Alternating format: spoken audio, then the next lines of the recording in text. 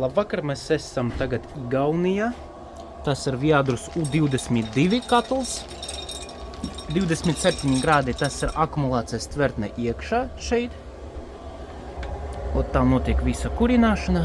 Šeit ir čuguna plaukti. Kā sekundumē līdz 25% granulas patēriņa.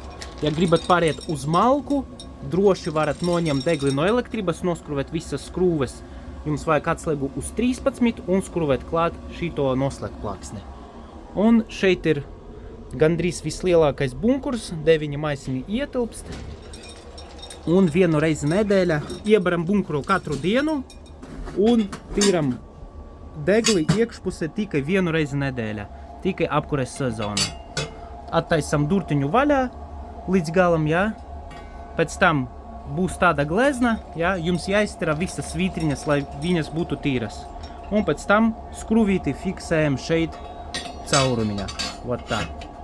Fiksējam viņu, jā, redzat. Tas ir ļoti svarīgs un būtisks moments. Jā, vat tā.